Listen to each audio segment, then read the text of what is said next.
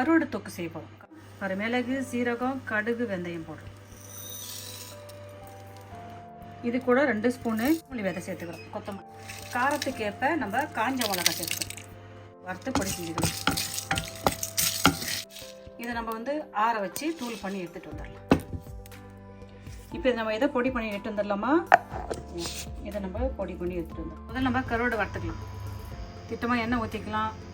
வாழைக்கருவாடு இது வாழைக்கருவாடு எடுத்து தண்ணியில் ஊற வச்சு நல்லா அலசிட்டு க்ளீன் பண்ணி வச்சுக்கலாம். இப்போ இதை நம்ம வறுத்து எடுத்துக்கலாம்.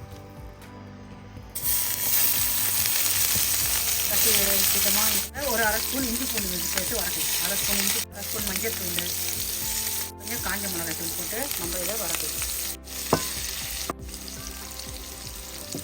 இப்போ கருவாடு வறந்துருச்சு. இப்போ அந்த கருவாடு எடுத்துட்டு இதே எண்ணெயில் நம்ம என்ன பண்ண போகிறோம், தாளிக்க போகிறோம். கருவாடு வறுத்தாச்சு. கருவாடு எடுத்து வச்சிடலாம். அதே சட்டிலேயே நம்ம என்ன பண்ண போகிறோம், கடுகு உளுத்தம் பயிர் போடணும்.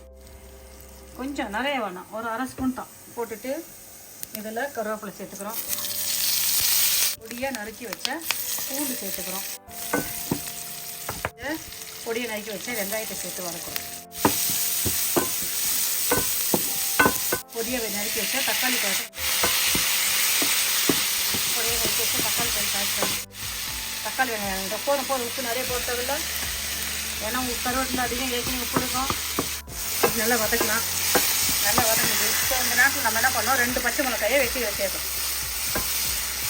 இது கூட நம்ம வறுத்து வச்ச கருவாடை சேர்க்கலாம். நம்ம வறுத்து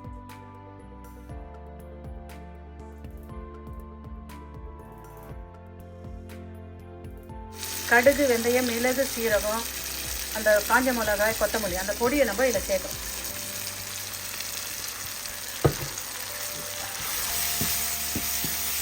அந்த பொடியை நம்ம இதில் சேர்த்து ஆட் பண்ணணும்.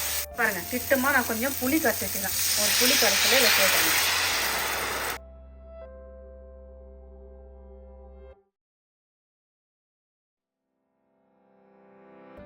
நம்ம அழகாக பாருங்கள், எண்ணெய் அழகாக எல்லாம் சுற்றி வருது. ஒரு புளி கொத்தமல்லி தழை தூரணும். கொத்தமல்லி தழை தூவி இதை இறக்கணும். பக்கமாக கருவாடு தொக்கு ரெடி ஆகிடுச்சு. பாருங்கள், என்ன அழகான சுவையான சூப்பரான கருவாடு தொக்கு ரெடி ஆகிடுச்சு. பாருங்கள், கருவாடெல்லாம் நல்லா உடஞ்சி போகல, என்ன அழகாக இருக்குது. நீங்களும் வீட்டில் ஒரு ட்ரை பண்ணி பாருங்கள். கருவாடு தொக்கு நான் புளி சாதம் செஞ்சு வச்சுக்கிறேன். நீங்களும் வீட்டில் ஒரு ட்ரை பண்ணி பார்த்துட்டு எனக்கு சொல்லுங்கள். Bye, thank you.